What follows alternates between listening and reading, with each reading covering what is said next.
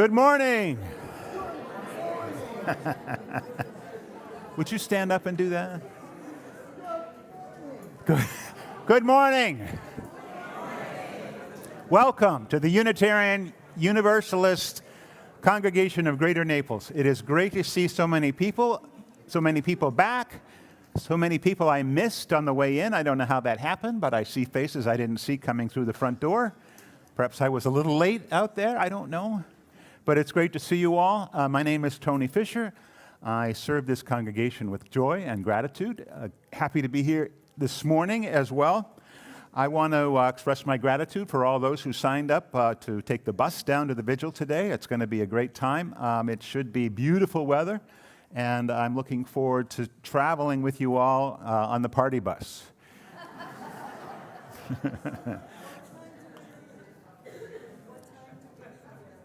The bus leaves at 2. If you have not signed up online, then you need to do that before then. So it goes through that. Okay. There are still a few seats left if anybody is interested in traveling with us, at least as of 9 o'clock this morning. So my gratitude goes there, and to our choir who's here with us again. I have a couple of announcements. First, there is a orientation after the service this morning, right here in the sanctuary. If you're relatively new and interested in finding out more about this congregation and Unitarian Universalism, we'll be about an hour plus and sitting right here together and sharing a little bit of our journeys and then getting to know a little bit more about UUCGN. There are more chalices have arrived, our 50th anniversary commemorative chalices, which we have 3 of them lined up over here, are on sale. If you've ordered one and maybe paid for it, you can pick it up after the service on the pavilion. And if you haven't, you can come up and look at them and then go out and purchase one. So that would be great. The forum next week, this week we have an Odyssey on Wednesday evening. Odyssey is a wonderful Wednesday presentation, so we'll join together for a centering service at 6 o'clock, a shared meal, and then Steve Espinosa is going to share a little bit of his journey. That's what an Odyssey is, the opportunity for us to get to know one of our fellow travelers a little bit more intimately. So Steve's going to share on Wednesday evening. That should be a wonderful night. The forum next week is Kate Parker from Florida End of Life Options. She'll be talking about her organization's work to give Floridians a greater freedom of choice as they face medical decisions at the end of life. And Sean, you've got Yes. 2 weeks from today is our first concert in the Pavilion Concert Series. That's going to be Frank Corso performing out there. Hopefully the weather will be amazing. And if you haven't heard him play, he's an extraordinary guitarist, banjo player, and does all kinds of American roots music of all kinds, blues, ragtime, folk, and his own compositions, as well as some very old ones. So anyway, there's a QR code on that poster right out there.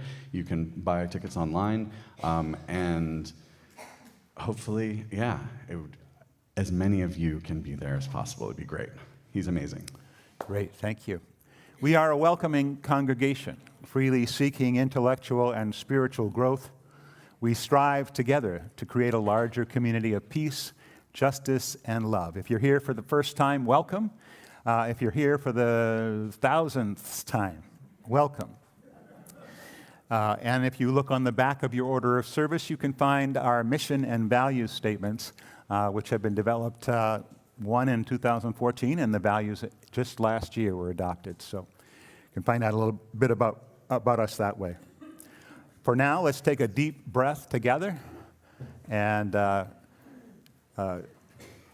relax for our morning's prelude. For each child that's born, a morning star rises and sings to the universe who we are. For each child that's born, a morning star rises and sings to the universe who we are. For each child that's born, a morning star rises and sings to the universe who we are.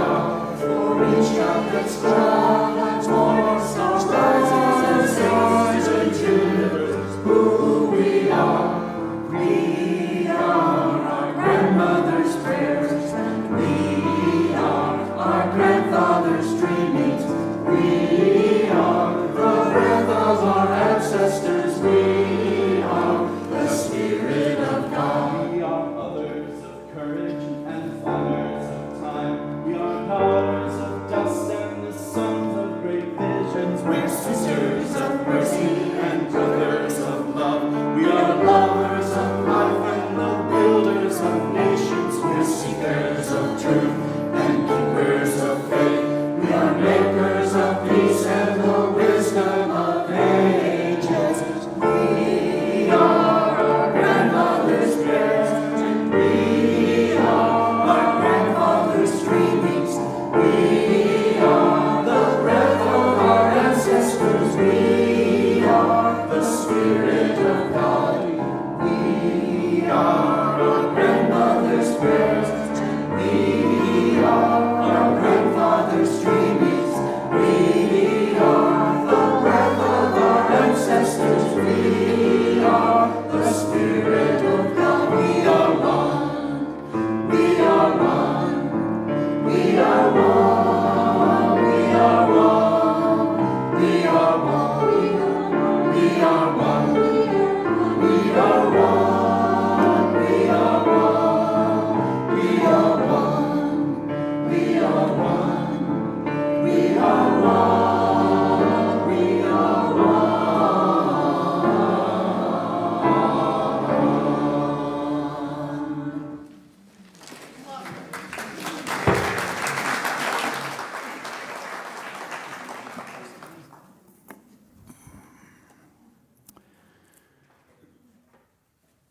As we light our chalice this morning, we recollect the power enlightenment brings to the shadows of ignorance, the hope compassion brings to the heaviness of oppression, the warmth community brings to the loneliness of isolation.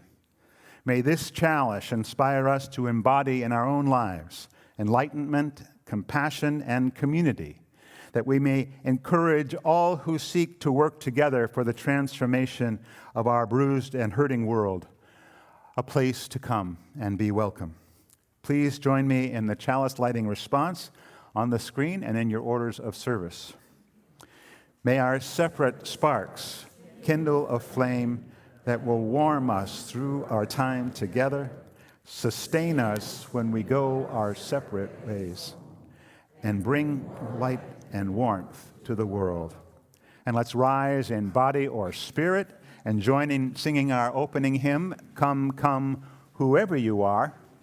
And yes, we will do this as a round. So this side will do as Kathy Summers lights our chalice. Thank you, Kathy. I'll lead this side. Sean will lead this side. We'll sing it once through, and then we'll split up and have a good time.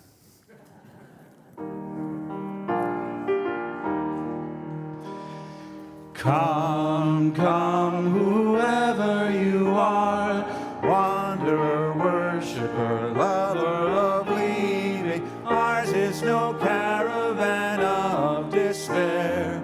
Come, yet again, come. Come, come, whoever you are, wanderer, worshiper, lover of leaving. Ours is no caravan of despair. Come, yet again, come. Come, come, whoever you are, wanderer, worshiper, lover of leaving. Ours is no caravan of despair. Come, yet again, come. Come, yet again, come. Beautiful. Please be seated.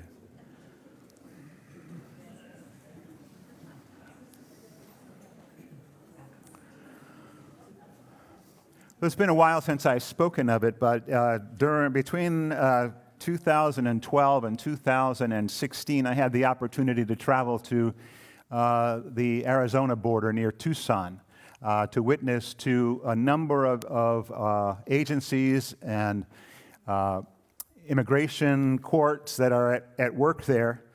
It was a different time in our history. Things have changed drastically, but not so drastically that we weren't there to witness to what was going on and the reality of the journey of migrants into our country.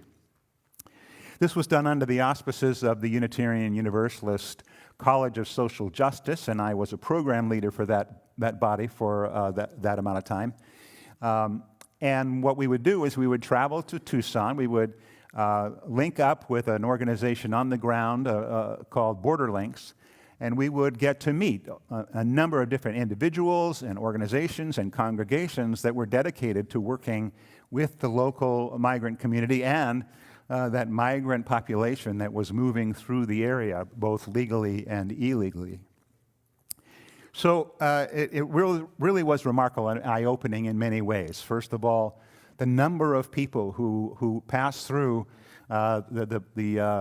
used to and are still trying to pass through the border along the Arizona border, and do so whether they often come to border places, crossing places, or they still try to get across illegally and find their way to other places in the country. There are a couple of things that I remember very distinctly about that, and I'll talk about maybe one of them a little later. But one was going to the immigration court in Tucson and watching how individuals were processed, I guess is the word that was used at that point. They were at least presenting the image or the sort of the illusion of carrying on a legal court where people had the right to due process. But what was really happening often was you would get people who couldn't speak the language, who didn't know exactly what they were agreeing to, who would actually agree to plead guilty to the misdemeanor of crossing the border. And once they had pleaded guilty to the misdemeanor, then they were criminalized in the justice system. So a lot of the people who are now in our country and who are considered criminals are really only guilty of coming across the border once and then twice. So we do have a number of people in this country who came across illegally. Some of them are indeed people who have found their ways in both legal and illegal ways in this country. But many of them are just people who are seeking a better way of life and have crossed and been caught and then come back again because either they had family here or there really wasn't any choice for them back in their home country. So that court was specifically memorable, and watching groups of 7 to 10 people in orange uniforms with their feet shackled and their hands shackled coming in and going before the court in a row. Some of them had representation, some of them didn't, and either pleading guilty, which meant they would be sent to a detention center and then deported quickly, or they would plead not guilty, in which case they had a lawyer and were going to plead their case in immigration court. Very few actually pled not guilty. Many just were taken and returned to their home country or just deposited across the border. We made also trips to the border, specifically to the border. We went to places like Douglas, which is a border town. The town that's right next to it is Agua Prieta, and there's a wall that runs right through the town. And it used to be that those people would mix and mingle, and people would work on one side or on the other. They would enjoy a shared life together, and probably there were some tensions, but until the border wall was put in, which made life a lot difficult for many people who had jobs on the other side of the border, one way or the other. In Douglas, we went to the border station. We were able to hear from the Border Patrol about what they did, which was very interesting. At that time, obviously, they were trying to protect the border, and they were trying to find people who were coming across the desert. many of whom, as you probably know, many passed away on that journey across the Sonora Desert to get to the United States. But at the border station in Douglas, we held a vigil. This is not something that's new, wasn't new, but what we did was we created a circling line. We were each given a cross, a white cross with a name on it of somebody who had passed in the desert, who had died for lack of water, for getting unhealthy, because if you're unhealthy, you have to be left behind from a group, and it's hard to survive out there. And we circled, and we would shout out the names of the people that we on the cross that we held, and everybody in the group would then shout "presente," meaning they are here. We are here, and we're going to do a little bit of that this morning. In our new world, our new detention system, we are holding in our detention camps roughly about 60,000 people on any given day. And over 200,000 people have been processed, this time very little without any kind of opportunity for a due process. But in the system, since January 21st, in fact, 22 people, probably a lot more, but 22 people have died. And they've died for a number of different reasons. They've died from causes that they carried with them as they came in. A few died from suicide. Some were shot. There was a shooting at a Texas facility where somebody shot into the detention camp and 2 people were killed. There's been another shooting, but a lot of them are people who have brought in their own illnesses, perhaps, and there's been a lack of sustained and quality medical care. So we're going to recognize them today. Some of these people, as I said, are folks who have crossed the border, both in terms of the physical border between the country, but also crossed the border in other ways in terms of what they have done before they came and maybe what they did afterwards. So some of these people did have records. But of course, as you add people to the system, there's the possibility of folks who will die. I'm not suggesting any kind of overt action by our government, but I am suggesting, as the American Immigration Institute has suggested, that there is certainly a lack of quality medical care available to the people who are detained these days. So let us, as I call a name, let us then all together say presente, and let us bring them into this room with us today and honor their passing and their lives.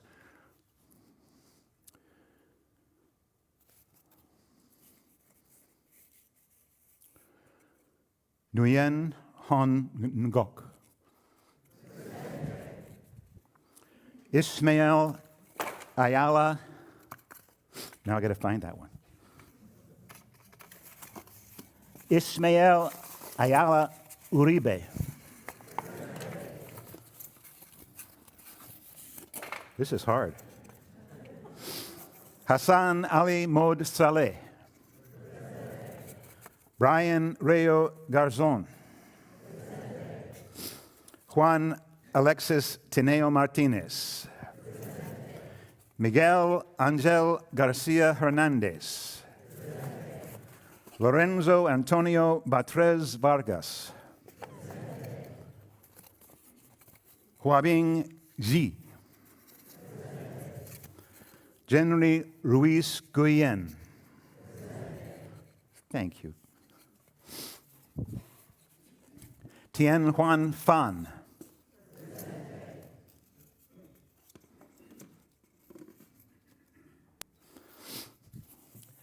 Maxime Cherniak.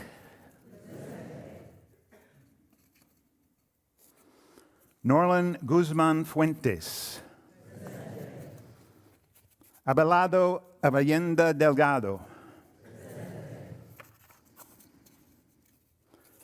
Leo Cruz Silva. Marie Angie Blaze.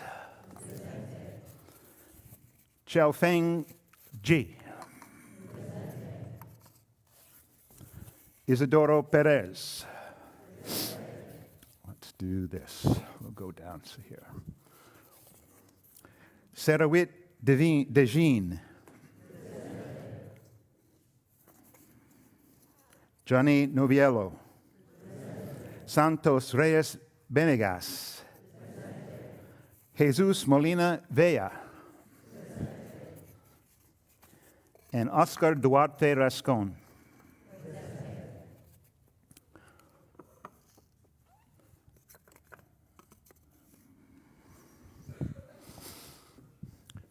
It's likely that there are many others who have died. One of the tactics that the American Immigration Institute has complained about is that the Immigration and Customs Enforcement will send people to the hospital, so we release them to the hospital so that they're really technically not in detention. So people have passed in that way as well. But let us remember these people, and please join me in prayer for these and others. On this day, en este día de los muertos, prometemos recordar a estos seres humanos. We promise to remember these fellow human beings who have lost their lives in the custody of our government. Some were broken people in a broken system. Some were guilty of only desiring a better life. We honor their struggles and their journeys, some toward the dark side, some towards the light. We mourn with their families as we have mourned unnecessary deaths across the globe in these years of trauma. May we never forget, through the infinite possibilities of creation, that we may have been in their shoes. And may we be reminded through their passing of the need to continually work for love and wholeness in this world. Amen. Let's sit together and share in our centering hymn, number 1002, in the Teal hymnal, Comfort Me. The words will be on the screen. We'll sing 4 verses.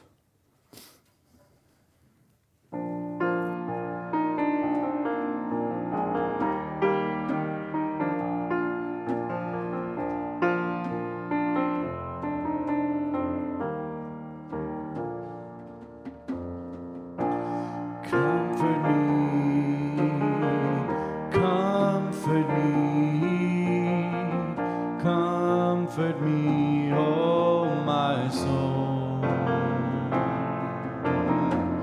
Comfort me, comfort me, comfort me, oh my soul. Sing with me, sing with me. Sing with me, oh my soul. Sing with me, sing with me, sing with me, oh my soul. Speak for me, speak for me. Speak for me, oh my soul. Speak for me, speak for me, speak for me, oh my soul. Comfort me, comfort me. Comfort me, oh my soul. Comfort me, comfort me, comfort me,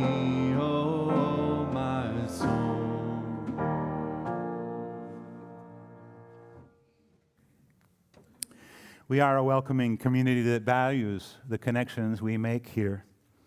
And we take the time each week during our service to share our joys and sorrows, because the experience of every person here matters to us all. If you have a personal joy or a concern that you would like to share this morning, something that you're holding in your heart, raise your hand and I'll bring you the microphone. Tell us your name and briefly what's in your heart, joys and sorrows.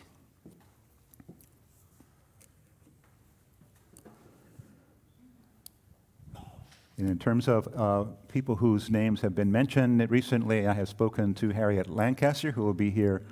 Oh, there she is, right there.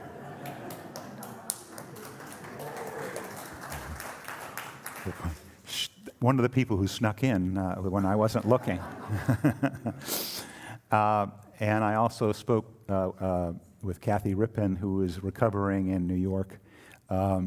Doing okay. She was in an automobile incident and has some injuries and is working on both emotional and physical recovery. So our best thoughts go out to Kathy. Joys and sorrows. Janet?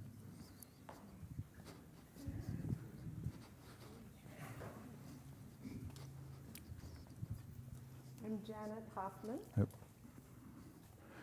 Sorry about that. I'm Janet Hoffman.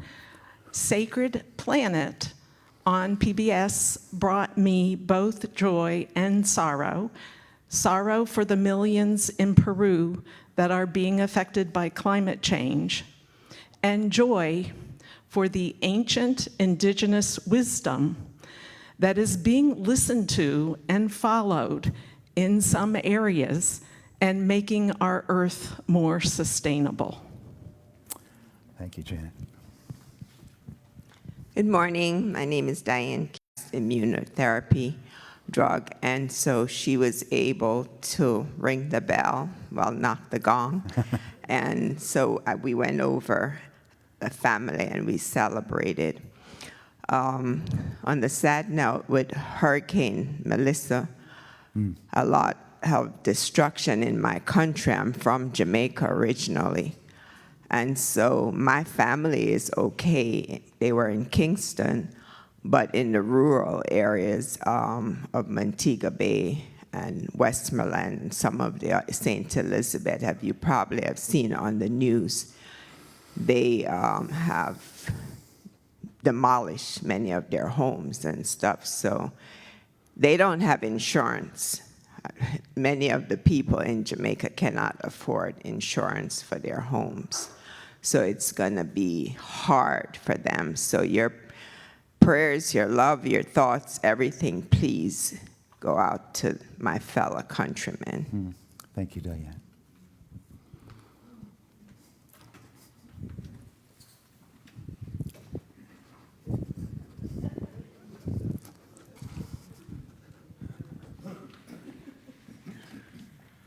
I'm Harriet Lancaster, and I just wanted to thank everybody for their cards and emails and well wishes.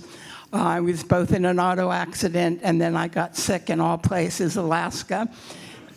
My cardiologist said, "Were you really in the hospital in Alaska?" And I said, "Yes, I really was." But I'm doing much better. I just get tired easily, but I'm doing okay now. Thank you all. Thank you.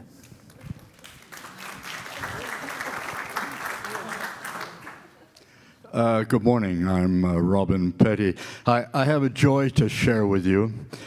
As of Friday, Fran Lee was able to dispense with a back brace that she's been wearing for the last 2.5 to 3 months.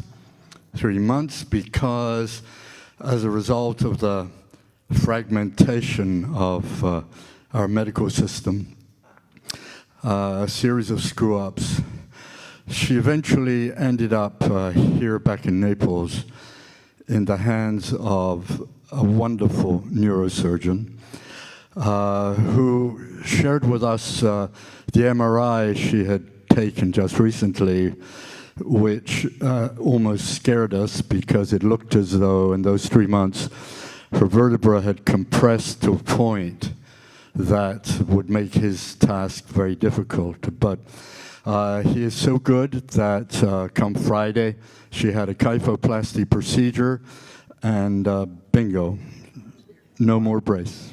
Wow.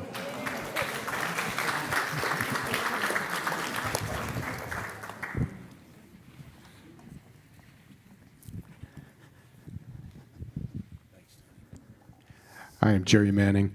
I just wanted to recommend the movie Bruce Springsteen.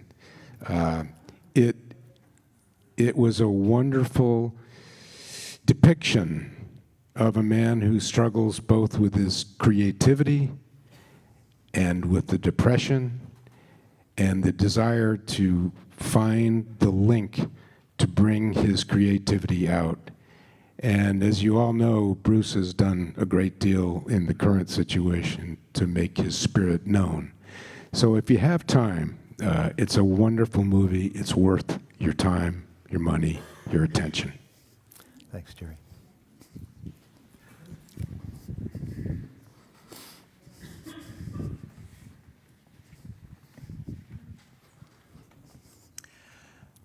I want you to hold my friend Lu Yong, who was my Chinese teacher during the movement for democracy in China, Tiananmen Square. And we went through all of that together, teaching each other about what democracy meant. And then he escaped to China, and he's lived in the United States for 30 years. And he raised 2 American children, but he's going to be deported. And when he goes back to China, they're going to throw him back, and they're going to throw him in jail forever. So my heart is totally broken because he was a good friend. And, you know, this is happening to a lot of people. But when it's so close, it hurts.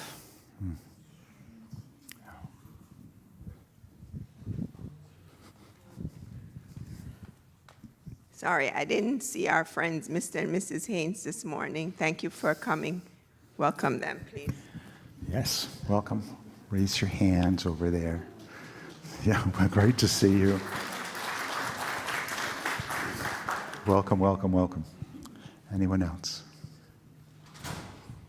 Oh, there you are. I thought you were waiting for Diane. Good morning, everybody. As I look around the room today, I see a lot of faces that have returned after being away for several months. So good to see all of those familiar faces. But I also see a lot of new faces. I see a lot of those temporary name tags. So those of you who are here for the first time or maybe the second or third time, welcome to you. I hope to get to know you sometime soon. And that was Ann Fisher, just in case you didn't know.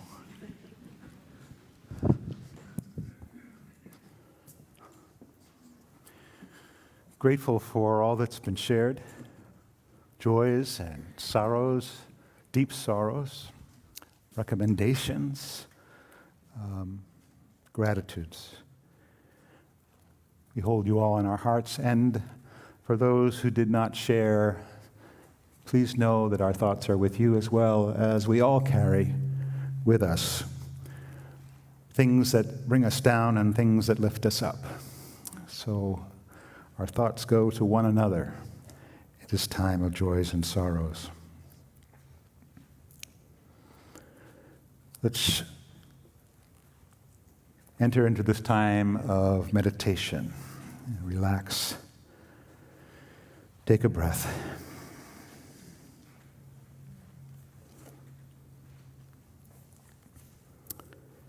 Spirit of life and love, God of our deepest understanding, we are all here as the result of others' travels. By what strange path did we arrive here in this place? What choices did we make? What choices were made for us? What circumstances led us or our ancestors to come to this land in the first place?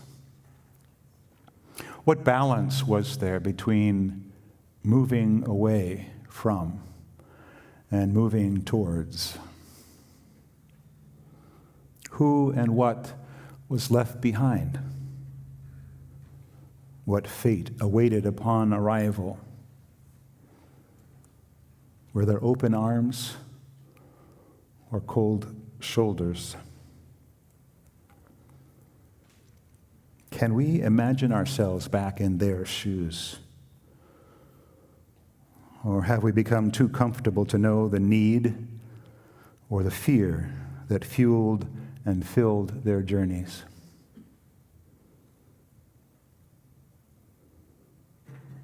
Spirit of love, help us remember that our lives are not just our own, but that we are the beneficiaries of those who came before, who survived the journey, lived through the trials, and found a way to provide.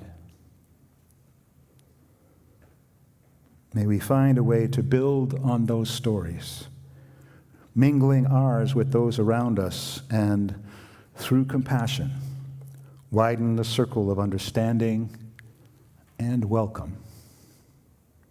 Let's share some time together in silence.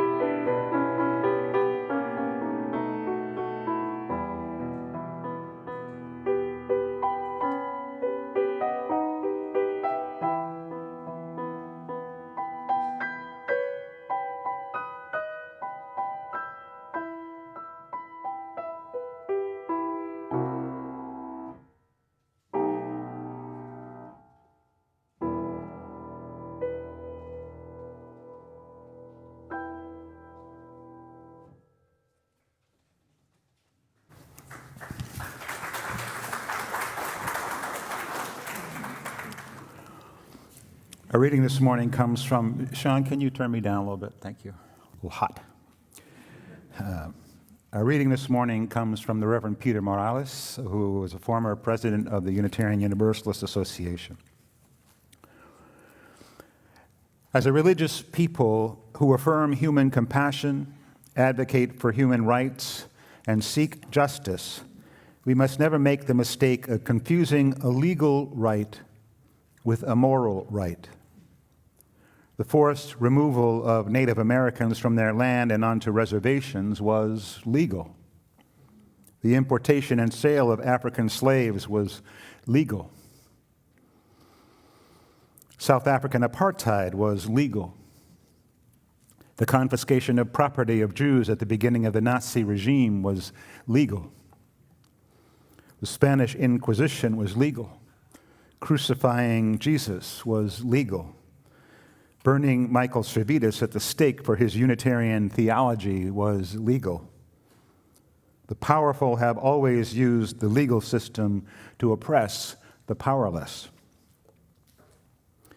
It is true that as citizens we should respect the rule of law. More importantly, though, our duty is to create laws founded on our highest sense of justice, equity, and compassion. Loud voices urge us to choose fear, denial, reactionary nationalism, and racism. We must resist and choose the better way urged by every major religious tradition. We must lift our voices for compassion and hope. We must choose a path that is founded on the recognition that we are connected, that we are all in this together.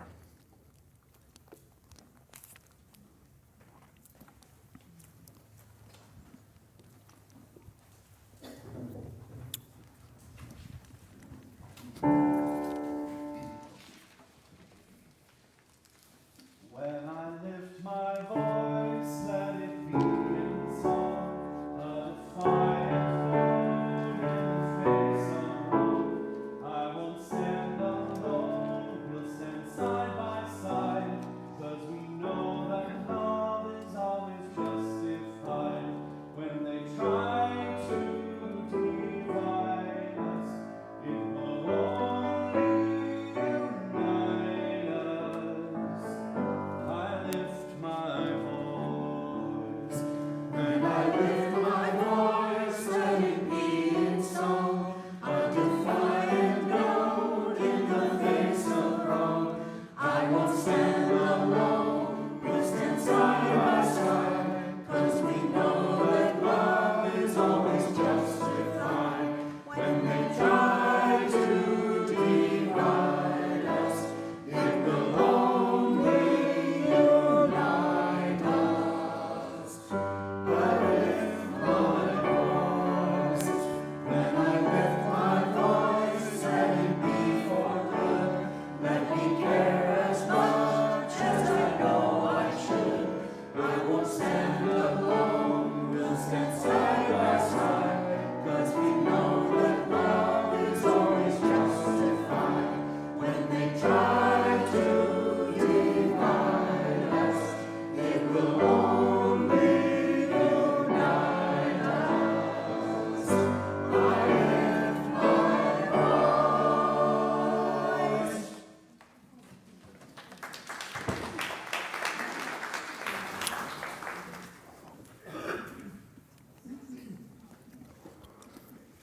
One of the border towns that I had the opportunity to visit was Nogales.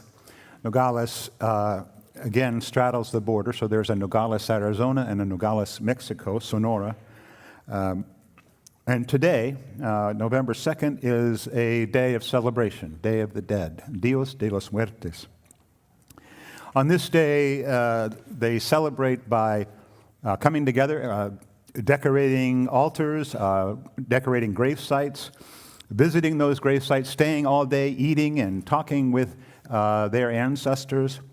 There are so many creative festivities. There's color all over the place. Marigolds of many different colors. There's favorite foods like pan de muerta, which is a bread for the Day of the Dead, in which they lay little strips of dough on top of the bread to represent the bones of the deceased. It seems a bit morbid, but it is a celebration of the ongoing flow of history and recognizing the importance of ancestors to their lives. In recent years, and so I should describe the cemetery in Nogales goes up from the main street on a hillside, and so you walk up stairs that are not straight up in any way, but there's an altar here it's decorated incredibly, and there's grave sites there. It's such a colorful experience. It's even hard to I don't think a picture would. You'd think the picture was fake because there's so much color in it, and there's joy in this celebration as well. In recent years, however, vigils like the one I described at the Douglas border and that we just sort of imitated a little bit here have been introduced into Dia de los Muertos celebrations along the border, recognizing the thousands of migrants from around the world who have sacrificed their lives in the quest for freedom and a better life. And now for those who are trapped in a system that doesn't seem to respect the dignity and worthiness of every human being. Since our merger in 1961, Unitarian Universalists have been speaking out against unjust and racist immigration policies. Rooted in our shared principles and values, Unitarian Universalists have long advocated for humane treatment, an end to unjust detentions and deportations, and the association has supported the sanctuary movement and legal reforms that uphold human rights and dignity for all immigrants. Key actions have included condemning harmful government policies from our leadership, actively participating in the sanctuary movement, and advocating for fair immigration laws. And just this past June, the General Assembly of the UUA passed a resolution supporting immigrant worthiness and rights. So we are continually speaking about this, but walking the talk is something that we struggle to figure out how to do. And there are, in fact, many ways, vigils that we're doing at the detention center, learning how to accompany people on their trips to either ICE facilities or as they check in to the immigration check-ins that they need to do is something that's a growing area of possible action that you could take. And you get training, and it's not something it's really mostly witnessing what's going on and being present. You're not there to stand in front of an ICE agent to keep them from arresting someone, but you're there to witness, and that's something that just about anybody can do. There are other things. Obviously, we continue to advocate for writing letters, and both to our media and to our government officials. But one of the things that we need to remember and continually talk about is the fact that what's going on now is it's not real, it's not legal, and it's not normal. Being in this country without documentation is not, as many would think, a crime. It's a civil offense. And what undocumented people are guilty of is not having the necessary paperwork. That is, unless they have already pleaded guilty to that misdemeanor and now have a criminal record. Unfortunately, more and more people, as I said earlier, come across the country, they're arrested, they do not know exactly what's going on, they're very nervous, they go along with whatever's suggested, and they agree to plead. So this began in 2005, so this is not anything new. This was something, as you might remember, from the teens Operation Streamline. So this began in the Bush era. It ran all the way through the Obama era, through the first Trump administration, through the Biden administration. This is something that is ongoing, and as such, we have to recognize that this is a system that's been broken for a long time under many different administrations. And our values are not being represented in the government. And for us to go along with all of this, to stand and just nod and let go, which is what our present administration is hoping we will all do, and not speak to our values. They're hoping we'll just let this go and look the other way one more time. The 14th Amendment to the Constitution that was adopted in 1868 says that no state can deprive any person of life, liberty, or property without due process of law. It's in the Constitution. But if this amendment is to be taken literally, then it's been routinely violated by the United States for quite some time. Non-citizens are openly denied equal access and equal protection, and some of them, those who are undocumented, are denied any protection under the law. Their very existence is termed illegal. And despite that fact, their low-paid labor provides cheap products that our economy depends on. Not that we advocate for that, because we advocate for fair wages. But the reality is that our country, since the beginning of slavery, has run on labor that has been provided to us, and that is how we have risen in the world's economic status, on the backs of free or cheap labor. And it's not something that is sustainable. It's not something that is right. It is not something that aligns with our values. So the longer we sit and watch and appreciate what we have and not recognize that what we have is to the detriment of many individuals and many groups, speaks to how well we are willing to walk our talk. People come to this country because they are looking for a place where they might live without fear. They're coming to this country where they might actually have an opportunity to advance a little bit. They are coming from places that are racked with both environmental issues and with issues of violence. I sat with many people on either side of the border who have crossed or who are still on the other side, who were ready to cross. And to a person, they were all talking about the opportunity that they might have in the United States of America. In his novel, the Tortilla Curtain, T.C. Boyle just sums this up really well. The character Candido, talking to himself, said, "And what is it all about?" Work. That was it. The right to work, to have a job, earn your daily bread, and a roof over your head. He was a criminal for daring to want it, daring to risk everything for the basic human necessities that he could not find in his home country. And now the system seems more illegal than the victims of it. As of late September this year, reports indicated that more than 1,200 detainees from our local detention camp, the Everglades Detention Center, dubbed Alligator Alcatraz, could not be located by their families or attorneys and had disappeared to the public as they continued to exist within ICE detention. They don't exist on any database. No one knows where they are. And you can imagine, if you're a family member, wondering where your loved one is. 800 families are experiencing that right now. 450 more have to go through a process. Please contact ICE for this information. So the database is not complete. People have been lost in the system. They could be in El Salvador. They could be in Louisiana. They could be right there in Alligator Alcatraz still. No one knows where they are. Again, not suggesting any nefarious action by our government, but it is unfortunately nefarious in not letting people know where their loved ones are or not allowing connection and contact. What this does is it allows for greater uncertainty among the people, greater fear. It allows for the fact that they're not given the opportunity for due process.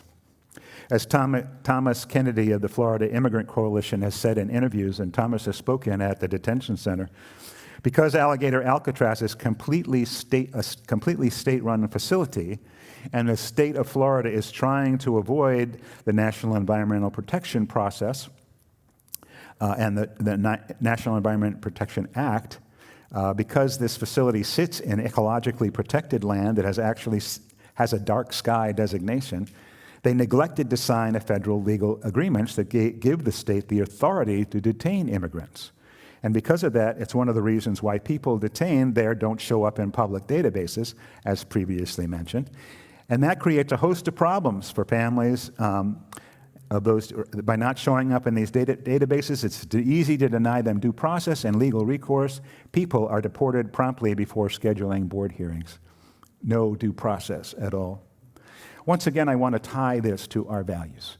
As Unitarian Universalists, we affirm the sacredness of every human being and our shared humanity across lines of culture, across lines of experience and theology. Our faith compels us to uphold the inherent worthiness and dignity of all people, including immigrants, and insist that they be treated with love, compassion, and justice. We reject policies and practice that deny immigrants their basic human rights, especially the right to due process protected under the U.S. Constitution and international law. Our values affirm that justice demands fairness and equal protection of all. Due process, a cornerstone of our democracy, guarantees that no one is deprived of that possibility of obtaining work and life and property without a fair hearing. When immigrants are denied these rights, we are called to respond with moral clarity and courageous action, because in the current atmosphere, we cannot know what group will be next to lose their rights and their access to due process under law. Perhaps liberal religious people who pose a threat to authoritarian state might be next on the list.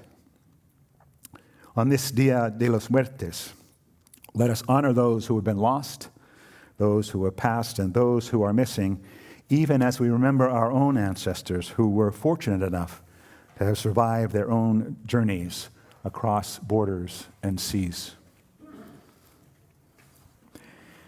And now, on this Dia de los Muertos, let us celebrate this congregation with the morning's offering, which will be gratefully received. The ushers can come forward.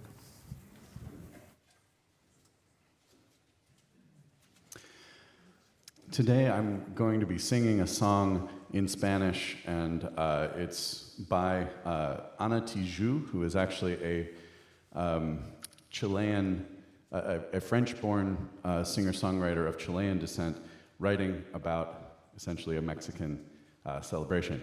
But anyway, I just wanted to share some of the words with you for those of you who do not speak Spanish. When I die, I want from you a kiss from you and a flower crown, my darling. Don't cry, my love, that I'll take you, and in this bed of love I'll die dancing. We all carry inside a death or a corpse who keeps us company, who appears when the night comes and the sun turns off. We all carry inside a death who keeps us company, who appears when the night comes and the sun turns off.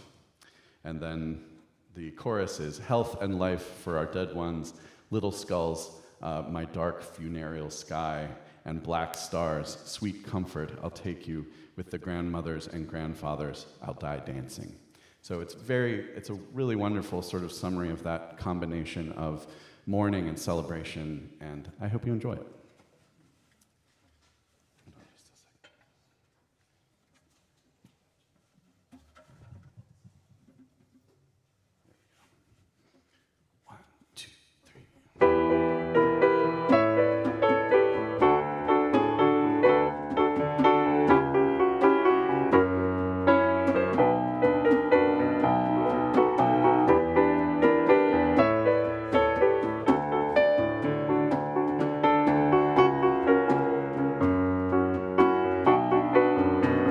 Cuando yo muera, yo de ti quiero un beso tuyo y una coronita de flores, cariño mío.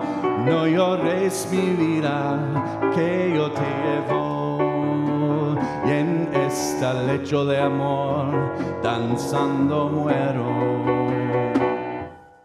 Yo llevamos dentro un muerto que campaña, que aparece cuando la noche llega y el sol se apaga.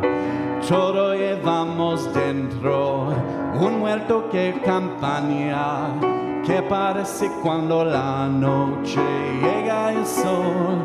Salud y vida por nuestros muertos, calaveritas mi negro, fúnebre cielo y estrellas negras, dulce consuelo te llevo, con las abuelas y abuelos danzando muero.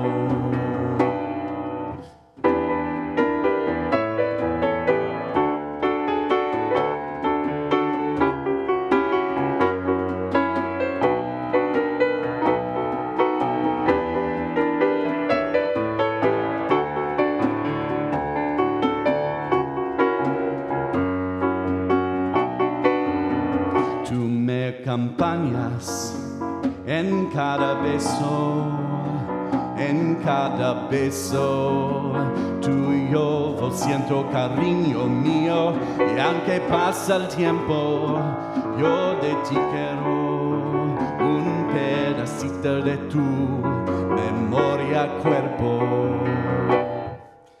Todo llevamos dentro, un muerto que campaña, que parece cuando la noche llega, el sol se apaga. Todo llevamos dentro, un muerto que campaña, que parece cuando la noche llega el sol. Salud y vida por nuestros muertos, calaveritas mi negro, fúnebre cielo y estrellas negras, dulce consuelo te llevo, con las abuelas y abuelos danzando muero.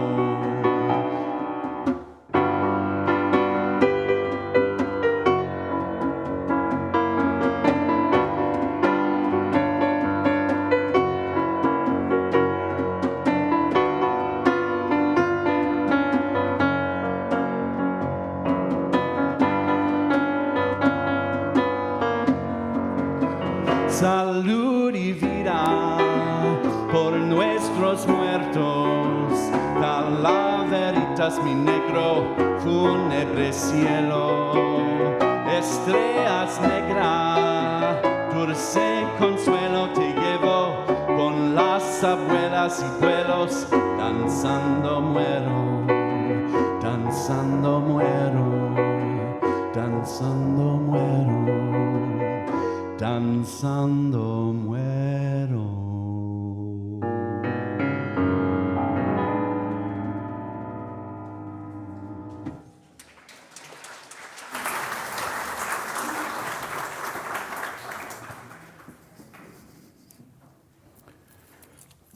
I've been gifted with a Toyota RAV4, so driving home in a new car this afternoon. But if they're yours, and I won't ask who, I will put them over here.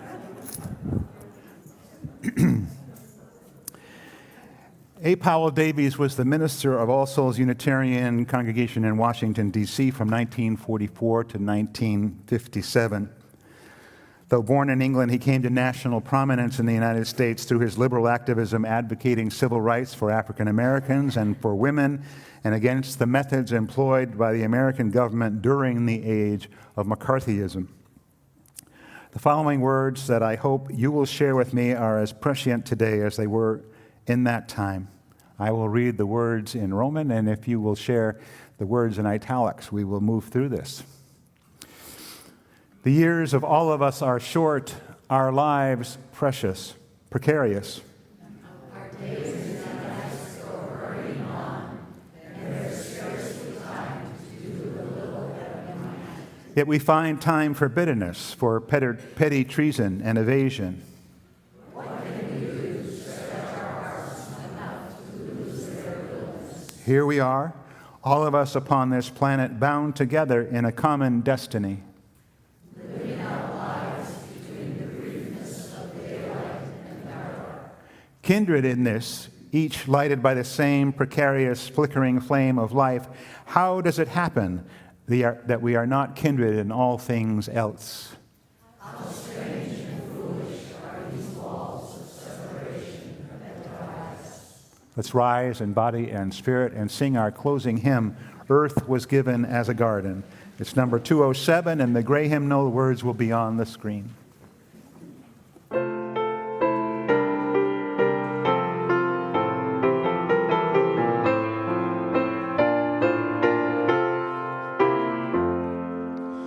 Earth was given as a garden, cradle for humanity, tree of life and tree of knowledge, placed for our discovery.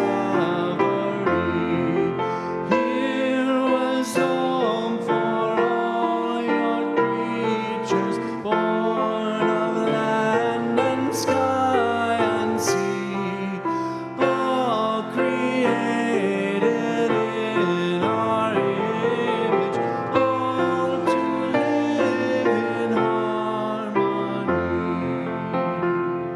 Show to us again the garden where our life flows fresh and free. Gently guide your sons and daughters into full maturity. Teach us how to trust each other, how to use for good our power, how to touch the earth with reverence. Then once more we'll eat and flower. Bless the earth and all your children. One creation make us whole, interwoven, all connected, planet-wide and inmost soul. Holy Mother, life bestowing, in our waste and warfare seas, fill us all with grace o'erflowing. Teach us how to live in peace. Let us remember that our lives are not just our own, but we are the beneficiaries of those who came before, who survived the journey, lived through the trials, and found a way to provide. May our compassion be awakened to all those who are still in the struggle, and may we act in solidarity with those whose lives and families still hang in the balance. Go in peace, go in love. Have a wonderful day.